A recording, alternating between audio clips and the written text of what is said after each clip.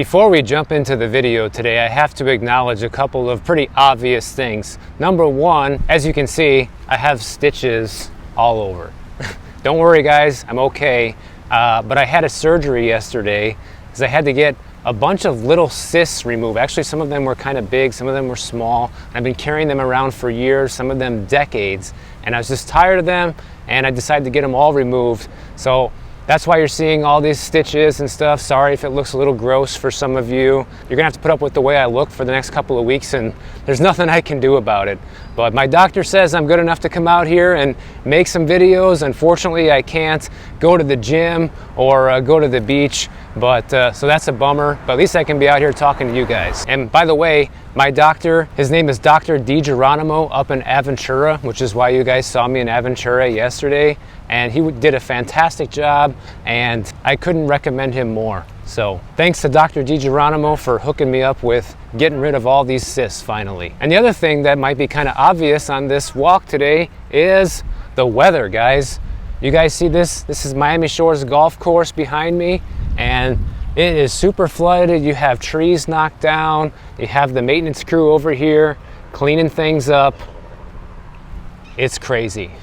We had this tremendous storm yesterday, and it was just out of control. It was basically as if we had a small hurricane or a really strong tropical storm. It was nonstop wind and rain for a good 24 hours, which is pretty unusual for Miami. Usually when we get that wind and rain, it comes in short bursts, you know, maybe an hour or two, and then it'll stop. But not yesterday. It just kept on coming. So lots of flooding, lots of downed trees. There's a bunch of places without power, you know, lots of buildings got messed up around here. Pretty much just as much damage as you would expect from a major storm. But today we're going to talk about the expert 2024 housing market predictions. And full disclosure, these are not my predictions. All these predictions are going to come from three people. It's going to be from Lawrence Yun, who's the chief economist over at National Association of Realtors. It's going to come from Chen Zhao and Selmy Hap from CoreLogic. So these are all the real estate experts that work for these big real estate companies. This is what they have to say about the housing market. So I'm going to go through their predictions in this video and see if I agree.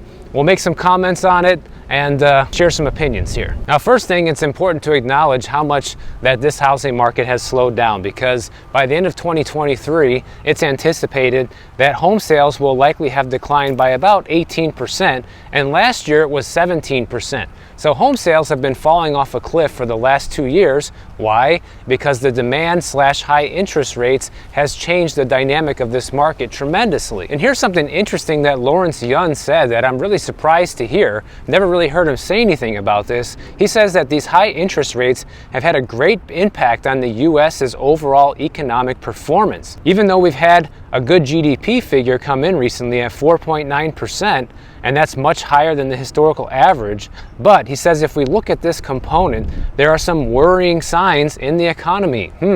That's kind of interesting for him to say. He's usually, Mr. Up and Up when it comes to the future of the economy and the housing market. And the first thing that he said that was worrying is that business spending is essentially flat. And the second is that inventory is rising with retail, meaning that products are being produced but not getting sold. Sounds familiar, right? We actually talked about this just a couple of days ago, and it's kind of ironic that Lawrence thinks that this is something to look at and might mean that there might be broader trouble on the horizon with the economy. Because he goes, we can't keep adding to shelves. Just like in the housing business, you have to borrow money, and business spending is down because it's more expensive to borrow. So it turns out these high interest rates are affecting all facets of the economy, which they're designed to do. Now, the first question to the housing experts for the predictions is, will housing sales decline in 2024? Well, Lawrence Yun, he says that if mortgage rates come down next year, then it's going to bring more buyers and sellers back into looking at buying or selling again. And he's predicting that home sales are going to rise by as much as 15% next year. That's a pretty bold statement, considering that this year sales were down by 18% and last year they were down by 17%. And personally, guys, I don't think that's going to happen, mainly because I don't think we're going to be in any more of a favorable position next year than we were this year in terms of buying or selling. Because even if rates come down a little bit, home prices are still far too high And now we have more and more people in trouble with their finances, like we've been covering with the high credit card debt, with the HELOC loans, with the personal loans, with the student loans, with the borrowing against the retirement accounts. All these things that are happening are not good signs or good omens for the housing market next year, even if rates do come down a little bit. Chen Zhao from Redfin, she thinks that housing sales are also going to go up next year, but didn't give by an exact amount. And the main reason for this is because that interest rates are expected to remain above 6% throughout the entirety of next year. Now, how about inventory? Currently, we have about 1.13 million units for sale on the housing market as of September of 2023, and that's an 8.1% decline from 2022. Well, Lawrence Yunn's prediction for 2024 is that we are going to see more inventory in 2024 than we saw in 2023 due to new construction continuing to go up, as well as the fact that he thinks more existing homeowners are going to list their homes for sale and give up their low interest rates, which is kind of something surprising to hear Lawrence say as well, because for a while he's been saying how, you know, people who have these 3% interest rates are never going to give them up. Well, I guess he's changing his mind now that the economy still hasn't turned around the way a lot of people were hoping for by now. Oh, here's a good one. Will home prices go down, right? That's the $1 million question that everybody wants to know. Well, what do the experts have to say about this? Lawrence Yunn, home prices will rise around 3 to 4% next year, he's predicting. He also says that prices are intricately connected with housing inventory as well. That I actually agree with Lawrence on, which is why I keep telling people, just watch out for the inventory, guys. And the inventory is the number one reason we haven't seen the housing market come crashing down yet, because we haven't seen the surge of inventory. But that doesn't mean that we won't. It doesn't mean that that won't happen at all. It just means that it hasn't happened yet.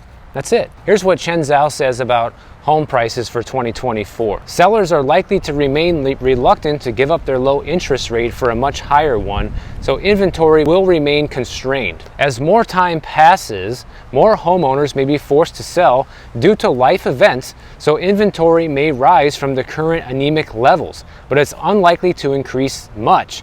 That means that prices are unlikely to fall on a year-over-year basis unless demand falters. Well, demand has already faltered because we can see it in the closed sales figures as well as the mortgage applications. Demand has already faltered.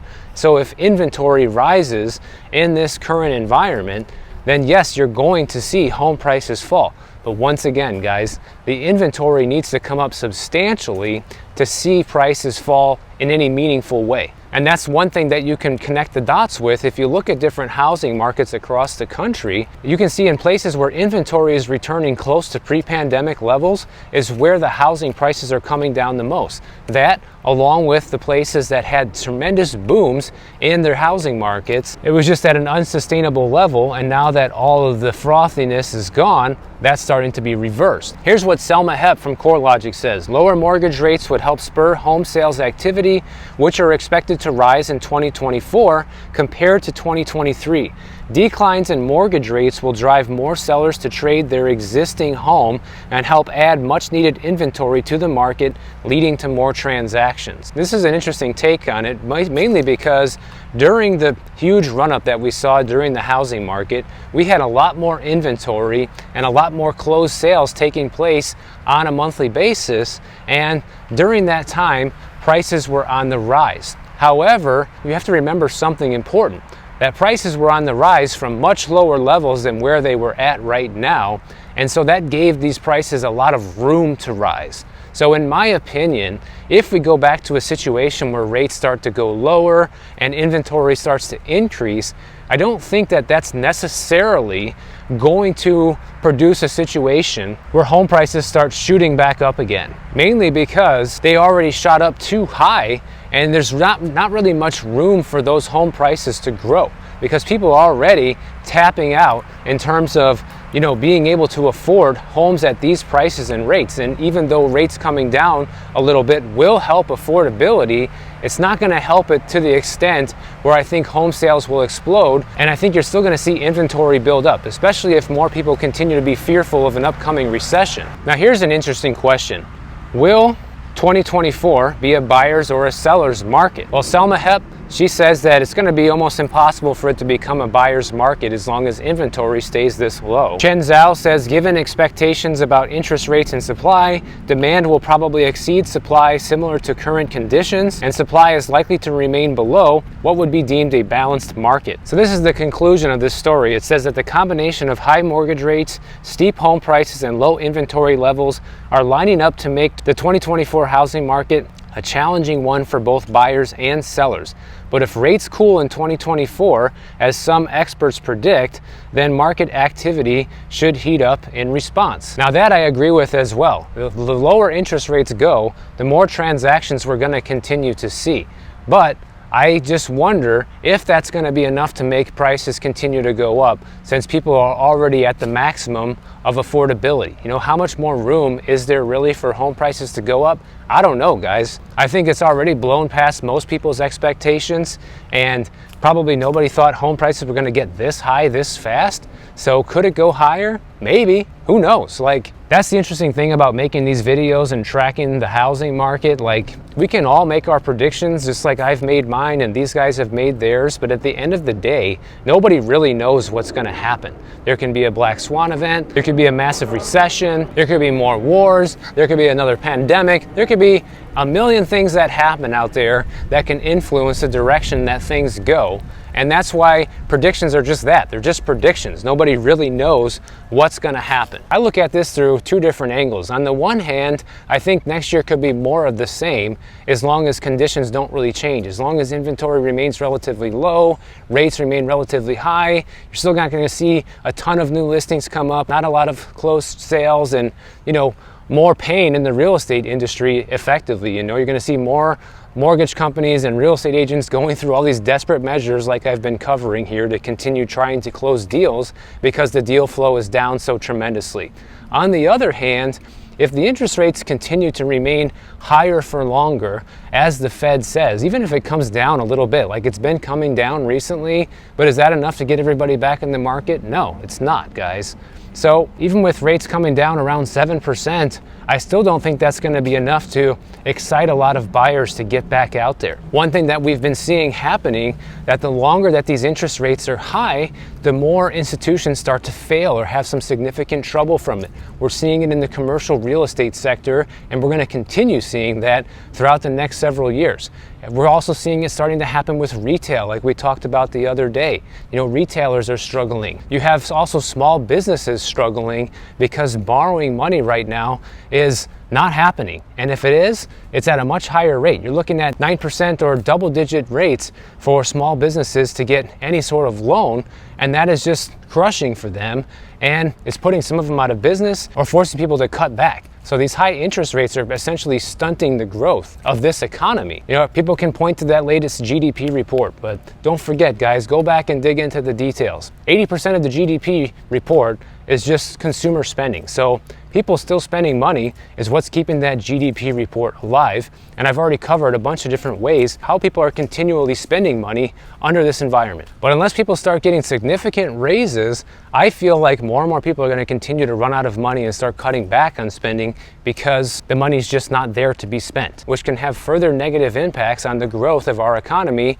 and the housing market by extension. Now, switching gears here, how about this story? If you have a credit card from Citigroup, which I do, I have one of their credit cards, you could be getting a notice right now that says go paperless or lose access to your online account. And this is referring to going paperless on your credit card statements. According to the credit card companies, a bunch of people have been switching over to paperless in the recent years because a lot of people are getting nudged to do so. And I even remember getting these nudges online every time you log into your account. They'll say, hey, switch to paperless. Do you want to switch to paperless today? Do you want to switch to paperless today? And if you don't do it, literally every single time you log into your account, they will ask you to do it. And for a long time, I was kind of against going paperless. I really didn't want to make the transition because I liked getting the statement in the mail every month and reviewing the statement line by line.